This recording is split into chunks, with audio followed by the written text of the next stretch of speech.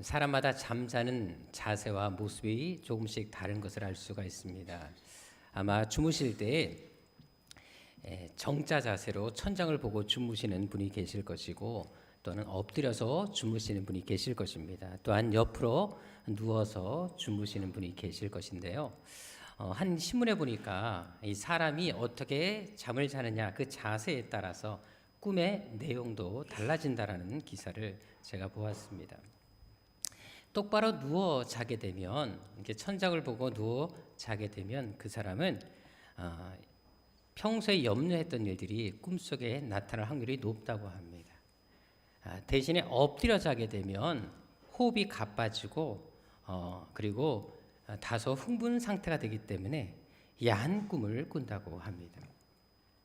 그리고 옆으로 자게 되면 이제 오른쪽, 왼쪽으로 자는 자세에 따라서 약간 차이가 있는데요. 특별히 오른쪽으로 누워 자는 사람들은 왼쪽으로 누워 자는 사람보다 행복한 꿈을 더 많이 꾼다고 합니다. 그리고 악몽도 덜 꾼다고 그 기사에 나와 있습니다. 사실 잠이 보약이라는 말이 있지 않습니까? 그래서 잠을 잘 자는 것도 되면 참 복일 수가 있습니다. 아마 여러분들 중에서도 눕자마자 1분 안에 바로 코를 골고 주무시는 분이 있을 줄로 알고 있습니다. 그런데 반대로 잠을 잘 못 주무시는 분들은 어떻게 보면 되게 고통의 시간들을 보낼 수밖에 없습니다. 근데 우리나라에 보니까 한 10% 정도가 불면증에 시달린다고 합니다. 주 3회 이상 잠을 제대로 자지 못한다는 것입니다. 특별히 갱년기 아줌마들이 그 증세가 되게 심한 것을 볼 수가 있는데, 그분들은 잠을 자고 싶어도 잠을 잘 못 주무신다고 하시더라고요. 그래서 그런 분들은 가급적으로 안 건드리는 것이 가정의 평화를 위해서, 삶의 평안을 위해서 좋다라는 것을 새삼 느끼게 됩니다. 저도 사실 이번 한 주간 동안 불면증에 정말 많이 시달렸습니다. 분명 피곤하다는 것을 알고 있습니다. 그리고 잠을 자야 된다는 신호도 오는데 누워있으면 잠을 오지 않습니다. 도무지 자려고 애를 써도 몸은 너무 피곤한데도 아예 잠을 자지 못해서 뜬 눈으로 밤을 새웠던 날들이 좀 많았었습니다. 그때 정말 잠을 제대로 자지 못하는 것이 얼마나 고통스러운지 이번 한 주간 아주 뼈저리게 느낀 적이 있습니다. 여러분, 불면증만 해도 이렇게 불편하고 힘이 듭니다. 하물며 만약에 우리가 불치병, 그것도 평생 안고 살아야 되는 고통을 지니고 있다면 그 사람의 삶은 얼마나 힘들겠습니까? 오늘 본문의 사도 바울이 바로 그런 사람 중에 한 사람이었습니다. 그는 평생 몸에 고통을 짊어지고 살았던 사람이라는 것입니다. 사실 우리가 잘 아는 대로 사도 바울은 어떤 사람이었습니까? 하나님께로부터 워낙 능력을 많이 받은 사람이었습니다. 그래서 얼마나 능력을 많이 행사했는지 그 사람이 가는 곳곳마다 수많은 영혼들이 살아나고 병자들이 치유받습니다. 심지어 안진뱅이가 한 번도 걷지 못했던 안진뱅이까지 일으켜 세우는 능력을 행합니다. 그리고 그 사람의 몸에 붙어 있었던 옷, 손수건, 앞치마만 갖다가 병자들에 갖다 놓아도 그 병자가 살아나는 기이한 기적이 그를 통해서 나타난 것도 볼 수가 있습니다. 심지어 다락난간에 앉아 있다가 떨어져서 죽은 유두고라는 청년을 이미 숨이 끊어졌음에도 불구하고 그를 살려내는 것을 볼 수가 있습니다. 그만큼 많은 능력을 지닌 사람이 사도 바울이었다는 것입니다. 심지어 그는 당대 최고의 권력을 가진 사람 중에 한 사람이었고 최고의 학벌과 부를 누렸던 사람이기도 합니다. 바로 귀족 중에 귀족이었고 엘리트 중에 엘리트가 바로 사도 바울이었다는 것입니다. 그뿐만이 아닙니다. 당대 최고의 강대국이었던 로마의 시민권을 가진 사람이 이 사도 바울이었습니다. 오늘날로 말하면 미국 시민권? 아마 근데 그거보다 훨씬 더 좋은 시민권을 가진 사람, 어디를 가도 함부로 이 사람은 재판하거나 건드릴 수 없는 치외법권의 권세를 가진 사람이 바로 사도 바울이었다는 것입니다. 사실 우리 교회도 엘리트들이 좀 있지 않습니까? 물론 다 엘리트지만 그 중에서 그래도 조금 더 엘리트가 좀 있지 않습니까? 누가 있을까요? 서로가 말하게 되게 꺼려하시는 눈치가 있는데, 제가 우리 아내한테 물어봤어요. 여보, 우리 교회 엘리트가 누구지? 그랬더니 몇 사람을 얘기하더라고요. 대종이, 그다음에 뭐 현주, 뭐 준식이, 뭐 여러 명이 있지 않습니까? 여러분 알다시피 그런 사람들에게 한번 물어보고 싶은 게 뭐냐면, 최고의 학벌 물론 가진 사람도 있습니다. 거기다 최고의 권력을 가지고 있습니다. 최고의 부를 가지고 있습니다. 그리고 미국 시민권을 가지고 있습니다. 우리가 한두 가지는 가질 수 있을지 모르겠지만 모든 조건을 다 갖춘 사람은 찾기가 쉽지 않습니다. 전 세계 어디를 가도 이 모든 것을 갖춘 사람들은 그리 많지 않다라는 것입니다. 근데 이 사도 바울이 그 모든 조건을 갖춘 사람이었다라는 것입니다. 그런데 오늘 본문에 보게 되면 이 모든 것을 가진 사람에서는 불구하고 그에게는 한 가지 고통이 있었다라고 말을 합니다. 그것이 무엇이었습니까? 7절에 나와 있는 것처럼 육체에 가시가 있었다라고 말을 합니다. 아마 여러분들 지금까지 살아오시면서 아마 가시 한 번쯤은 찔려 보신 경험이 있을 것입니다. 근데 여러분들 가시에 찔리게 되면 어떻습니까? 그 가시를 뺄 때까지는 계속 고통이 오고 또 여간 신경이 예민해지는 것이 아닙니다. 저도 한번 제대로 가시에 찔린 적이 있었는데요. 제가 전에 이제 우리 큰아버지랑 살 때 큰아버지랑 함께 이제 남한산성에 이제 한번 산책을 간 적이 있었습니다. 근데 큰아버지가 이제 산책을 쭉 하시다가 길가에 밤나무를 발견하시게 되셨어요. 그러더니 갑자기 밤을 좀 따겠다고 본인이 나무에 올라가서 흔들 테니까 밑에서 주스라고 말을 하셨습니다. 뭐 그때는 제가 뭐 워낙 힘도 없고 큰아버지도 워낙 강한 분이셨기 때문에 큰아버지가 시킨 대로 할 수밖에 없었습니다. 열심히 흔드셨어요. 근데 힘이 워낙 좋으셨던 분이기 때문에 밤송이가 우수 떨어졌습니다. 그리고 위에서 저보고 주스라고 말씀하셔서 제가 열심히 줍고 있었는데 다 주순 다음에 흔들었으면 좋겠지만 줍고 있는 와중에 또 다시 흔들고 마셨습니다. 근데 그 순간에 여러분들 밤송이가 떨어지는데 제가 정통으로 어디를 맞았냐면, 물론 다른 데 맞은 것은 참을 수 있었는데 고개를 숙이고 줍다 보니까 또 그때가 가을쯤이니까 여러분들 그렇게 긴팔을 입지 않았던 상황이었습니다. 이 목 뒷목 쫙하게 여기에 밤송이가 딱 떨어졌습니다. 딱 꽂히면서 떨어졌습니다. 혹시 밤송이 맞아보신 분이 계십니까? 그것도 밤나무 위에서 떨어지는 거에 정통으로 한번 맞아보신 분이 계십니까? 궁금하시면 꼭 한번 맞아보시기를 진심으로 부탁을 드립니다. 여러분들 맞아보지 않은 분들은 그 고통 이해를 못하십니다. 그러면 큰아버지가 좀 미안해서라도 빨리 내려오시면 되는데 계속 주스라고 저에게 말씀하셨고, 저는 고개를 제대로 들 수가 없었고 분명히 밤송이를 제거했는데 그 잔가시가 얼마나 많이 박혔는지 도무지 이 목을 제대로 가눌 수가 없었습니다. 그래서 빼달라고 했는데 큰아버지는 괜찮다고 또 그냥 가버리고 마셨습니다. 그날 저녁에 잠을 똑바로 누워서 잘 수가 없었습니다. 여러분들 잠깐 그렇게 밤송이에 맞은 것도 그렇게 아프고 가시 찔린 것도 그렇게 고통스러운데 평생 그 몸에 가시를 지니고 살아야 되는 이 사도 바울이 그 심정이 어땠을까요? 더구나 여기 가시라는 말이 나오는데 이 가시라는 말은 단순하게 작은 가시를 말하지 않습니다. 원어 성경에 보게 되면 뾰족한 막대기, 말뚝을 얘기한다는 것을 볼 수가 있습니다. 여러분 몸에 말뚝을 받고 산다고 생각해 보십시오. 어떻게 살 수가 있겠습니까? 이 고통이 너무나 컸기 때문에 사도 바울은 이것을 사탄의 사자라고까지 표현을 한 것입니다. 너무나 견디기 힘들었기 때문에, 너무나 아팠기 때문에 이 고백을 하고 있는 것입니다. 그렇다면 여러분 이 바울에게 이 사탄의 가시는 무엇을 말하는 것일까? 성경을 연구하는 학자들은 이것에 대해서 많은 이야기를 하고 있습니다. 사도 바울이 지녔던 질병 중에 하나였을 것이다. 때로는 안질일 것이다. 또는 두통일 것이다. 또 열병이었을 것이다. 라고 얘기를 합니다. 심지어 최근에는 바울을 대적했던 대적자들을 이렇게 상징적으로 표현한 것이다. 라는 분들도 계십니다. 하지만 여러분들 갈라디아서 4장 14절을 한번 보시기를 바랍니다. 여기 보게 되면 어떻게 말을 합니까? 바울은 갈라디아 교회를 향해서 너희를 시험하는 것이 내 육체에 있다 라는 얘기를 합니다.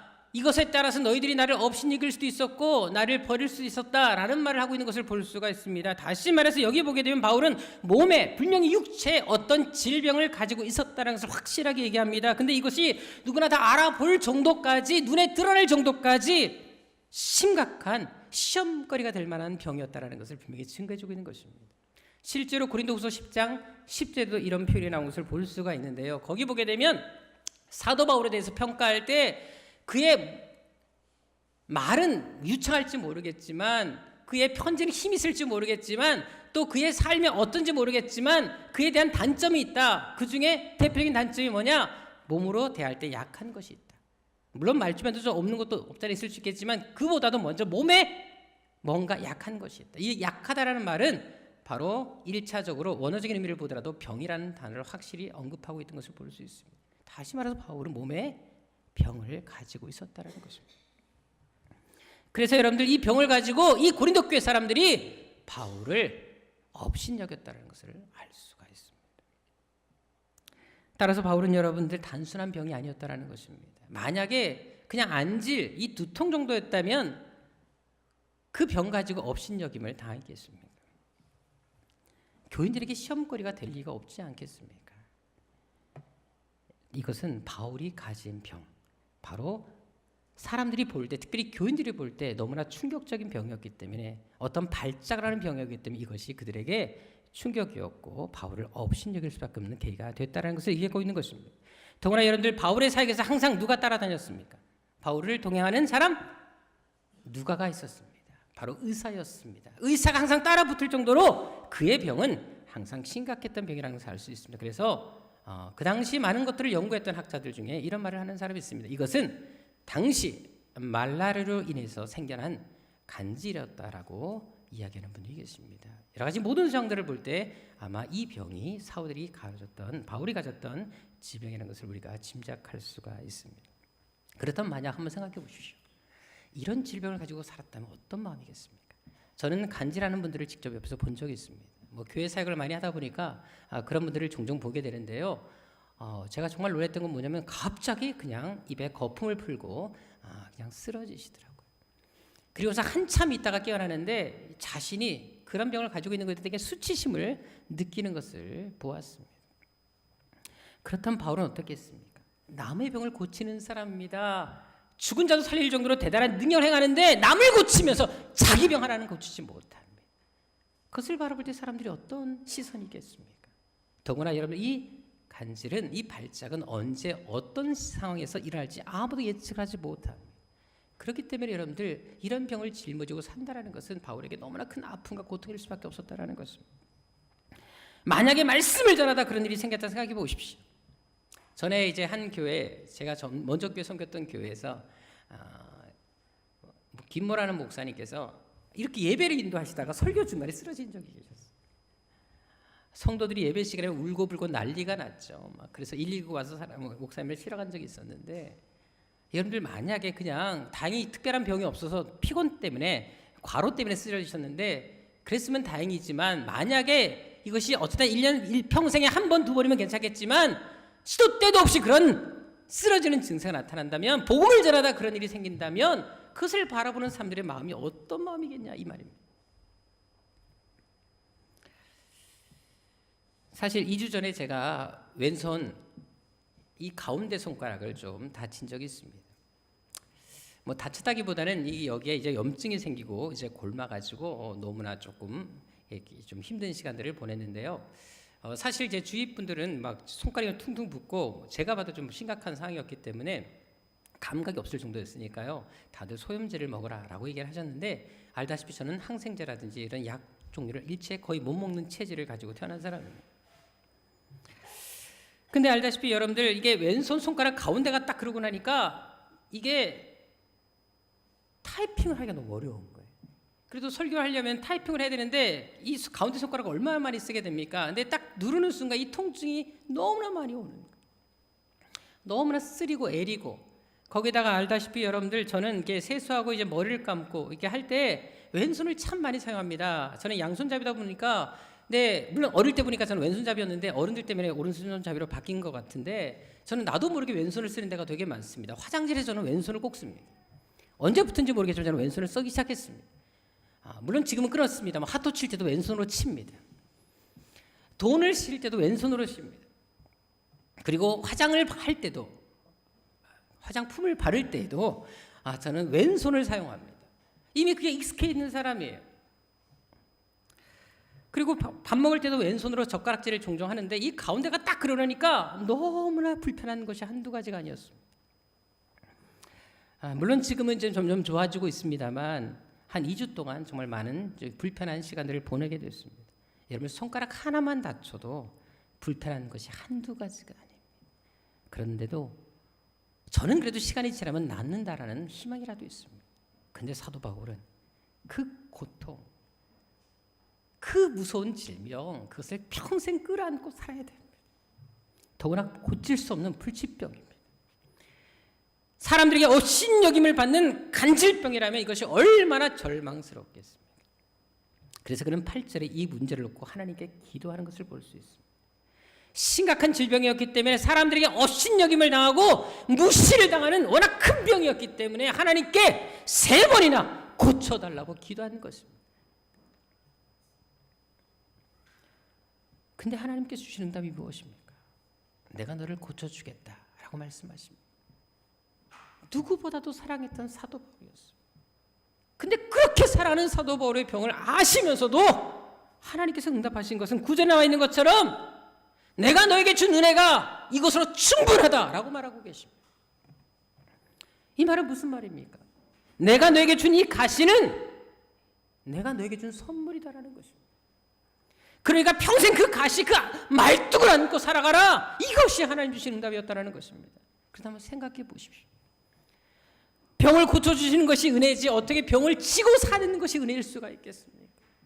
문제를 해결해 주는 것이 은혜지 어떻게 문제를 안고 살아가는 것이 은혜일 수 있겠냐 이 말입니다.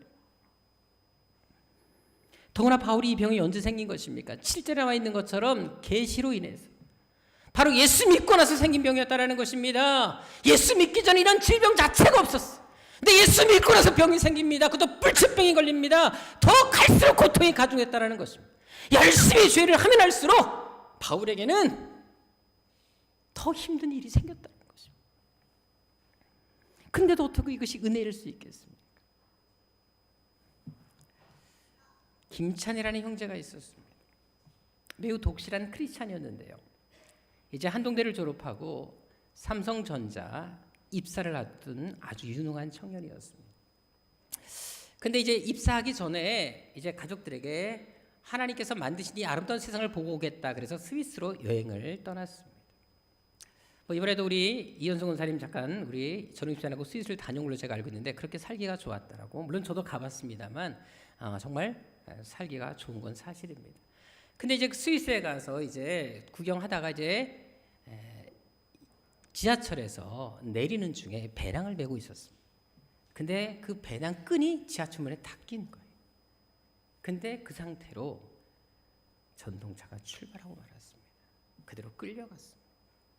그래서 두 다리가 절단되고 말았습니다.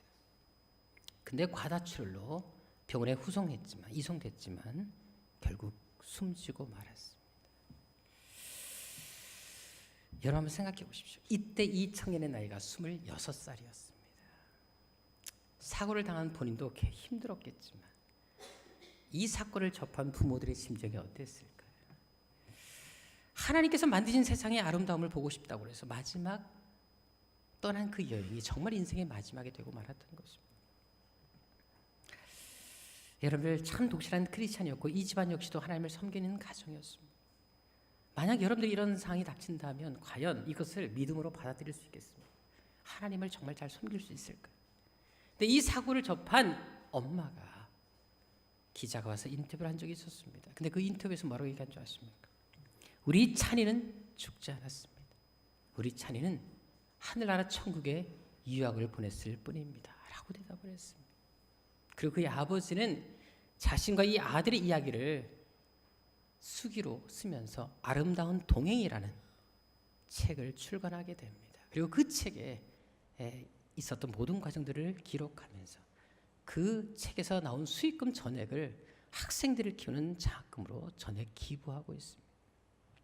특별히 그 책의 마지막에 보게 되면 이런 고백이 있습니다.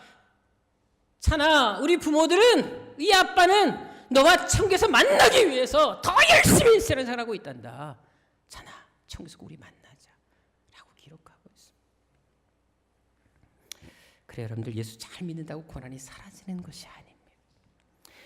바울처럼 예수는 잘 믿을수록 고통이 따를 수 있다는 것입니다. 하지만 우리가 예수 믿을수록 더 헌신할수록 섬길수록 고통과 아픔이 다가온다면 그것은 하나님께서 우리를 외면하시거나 버리신 것이 아니라 오히려 우리가 알지 못하는 더 큰 은혜를 주시기 위한 또 다른 계기 있음을 믿으시라는 것입니다. 저도 여러분들 알다시피 이번 한 주간 좀 힘든 시간들을 보내기는 사실이었습니다. 정말 정신없이 이 한 주간을 보냈고, 알다시피 저희 어머님 때문에 병원을 3군데나 옮겨 다니면서 정말 바쁜 나날을 보냈습니다.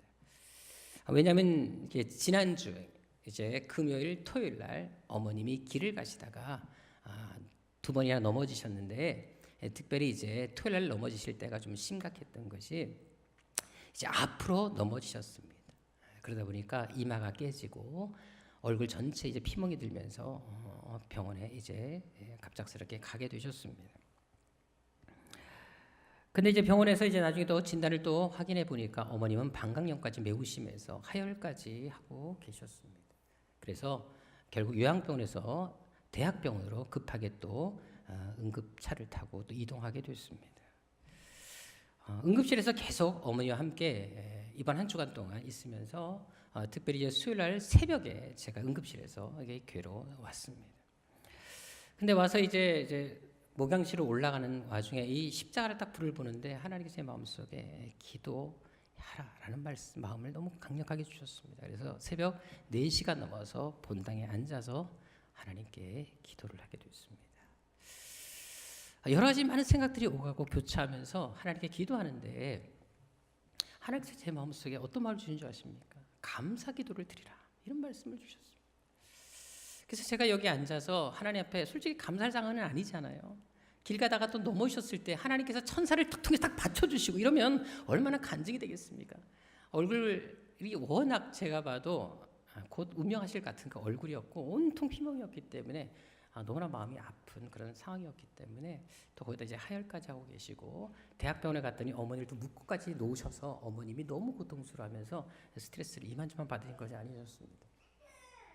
그래가지고 거기 앉아 있는데 하나님 앞에 감사기도의 마음을 자꾸 주셔서 제가 하나님께 고백을 하기 시작했습니다. 하나님 감사합니다. 이제까지도 어머니를 지켜주셨고 이제까지도 살게 해주신 하나님 감사합니다. 하나님께 영광을 돌립니다 라고 하나님께 감사의 기도를 드렸습니다. 자, 그런데 정말로 감사한 것은 이제 병원에서 이제 어머니 혈액 검사도 하셨고, 그리고 CT도 찍고 엑스레이도 찍으면서, CT를 무려 2번이나 찍고 엑스레이를 찍으면서 이것저것 다 이렇게 하셨는데, 다행히 방광염 외에는 뇌에 전혀 이상이 없었습니다. 사실 이게 의사들이 무슨 얘기했었냐면, 대학병원에 가자마자 뇌경색 증세가 있다는 것부터 시작해가지고 암도 있을 수 있다, 조직 검사까지 해야 되고부터 온통 겁을 주었습니다. 아무런 그 겁을 이제 뭐는 저는 잘 의사 말을 100% 신뢰하지 않습니다. 하지만 다른 가족도 있었기 때문에 다른 가족들은 좀 많이 걱정하는 경우도 있었습니다.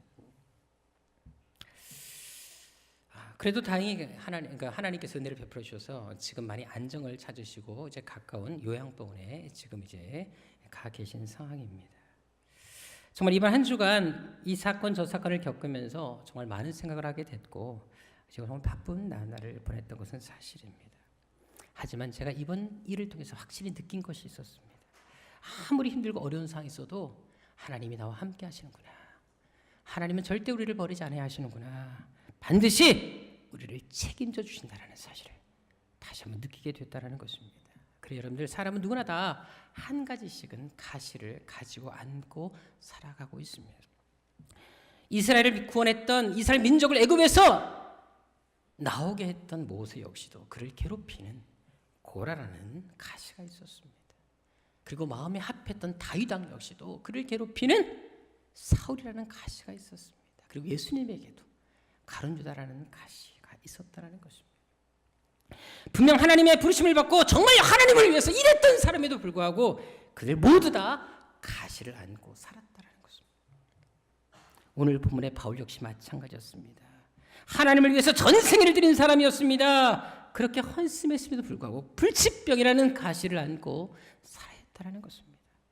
하지만 그 가시가 그에게 어떤 변화를 가져다 주었습니까? 이 가시가 바울로 하여금 어떤 일을 감당하게 합니까? 8절에 나와 있는 것처럼 기도하게 만듭니다. 더 하나님을 찾겠다라는 것입니다. 그것도 한 번이 아니라 3번이나 계속해서 하나님을 찾고 또 찾겠다는 사실을 말씀해 주고 있습니다.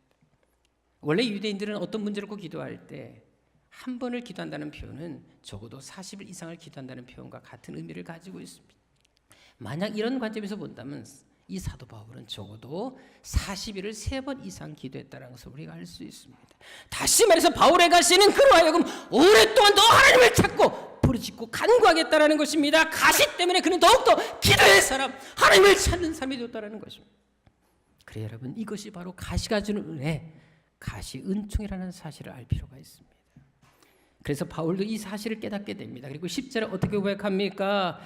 그렇구나, 이것이 나에게 준 하나님의 은혜구나, 이 약한 것이 나의 고통이 오히려 하나님께서 주신 축복이구나, 이것을 그는 고백하게 됩니다. 그리고 그것을 기쁨으로 받아들이겠다라고 선포하는 것을 볼 수 있습니다. 환경이 달라진 것이 아닙니다. 오히려 그래도 불구하고 그 가시가 사라진 것은 아니지만 그래도 하나님이 주신 가시라면, 하나님께서 내게 주신 가시라면 기쁨으로 감당하겠다. 그리고 가시 때문에 기도하게 된다면 난 더 기쁨으로 이 가시를 감당하겠다, 끌어안겠다라고 그는 고백하고 있다는 사실입니다. 그래 여러분, 고통도 감사하겠다는 것입니다. 남들의 시선 업신여김도 감사하겠다는 것입니다. 멸시와 핍박과 고난까지 모든 것을 기쁨으로 받아들이겠다, 이것이 바로 사도 바울의 고백이었다는 것입니다. 그 우리도 마찬가지입니다. 우리에게도 크든 작든 가시가 하나쯤 있을 수가 있습니다. 그 가시가 돈일 수 있습니다. 가난일 수 있습니다. 건강 문제일 수 있습니다. 결혼이나 직장 문제일 수 있습니다. 또한 친구나 동료일 수도 있고, 심지어 부모 안에 가족, 내 자녀가 나에게 가시가 될 수도 있습니다. 하지만 만일 그런 가시들이 여러분들에게 있을지라도 그것 때문에 마음 아파하지 말고 힘들어하지 말고 오히려 하나님께 감사하는 것입니다. 힘들수록 아플수록 더욱더 그것을 끌어안고, 그 가시를 끌어안고 기도하라는 것입니다. 왜? 우리는 다 이해할 수 없을지라도 언젠가는 그 하나님의 뜻을 깨달을 날이 분명히 오실 것이며, 반드시 하나님이 그 가시를 통해 우리에게 주시는 은혜가 있을 것이기 때문에 그렇습니다. 하나님은 우리를 더 하나님의 사람, 더 기도의 사람, 정말 예수의 사람이 되게 하기 위해서 때로는 이런 가시를 허락하신다는 사실입니다. 우리나라에서 KF-16이라는 전투기를 생산한 적이 있었습니다. 한국 기술로 생산된 것이었기 때문에 이 전투기에 거는 기대가 정말로 남달랐습니다. 근데 이 전투기를 만든 지 한 달도 되지 않아서 이 전투기가 추락하는 사고가 있었습니다. 당연히 공군뿐 아니라 정부 부처에서도 이 사건으로 인해서 상당히 이제 촉각이 곤두세워져 있었습니다. 그것도 그럴 것이, 우리나라 기술로 완전히 생산했는데 생산하자마자 추락했으니까 어떻게 됐겠습니까? 더구나 이 비행기 한 대 값이 얼마인 줄 아십니까? 360억 원이라고 합니다. 별로 놀라시지 않는데 360억 원이 돈 같지 않으신가 본데요. 저는 이거 보면서 되게 많이 놀랬거든요. 360억 원이라는데. 근데 원래 알다시피 여러분, 군대에서 일어나는 어떤 사건이 터지게 되면 그 사건 자체로 끝나는 게 아니라 부대장부터 시작해서 그 관련된 모든 사람들이 문책을 받게 됩니다. 실제로 이 사건 때문에 이제 책임이 누구에게 있냐, 공방이 오갔습니다. 근데 문제가 뭐냐면 당시 사고가 일어났던 그 당시 그 부대장 기독교 신자였고요. 정비 책임자도 기독교 신자였고, 비행기 조종사도 독실한 크리스찬들이었습니다. 다 크리스찬들과 연결되는 이 비행기가 사고가 터진 것입니다. 더구나 이런 비행기 조종사였던 최소령이라는 분이 계시는데, 이분은 주일학교 부장님으로 아이들을 위해서 참 헌신하는 분이셨고요. 새벽 예배도 빠진 적이 없는 그런 분이셨습니다. 게다가 부대 안에서는요, 이 비행기 조종사들에게 보이지 않는 그런 룰이 있다고 합니다. 피곤하면 안 되기 때문에 가급적이면 피곤하지 않게 해라. 그래서 새벽 예배를 나가는 것에 대해서 못마땅하게 생각하는 분들이 상당히 많았다 그래요. 그런데 하필 그날도 새벽 예배 갔다 온 날 사고가 난 것입니다. 이분의 말에 의하면 이제 비행기를 몰고 이제 사격 훈련을 하고 이제 돌아오는데 갑자기 엔진이 이상이 생기면서 시동이 꺼지면서 추락하게 됐다고 합니다.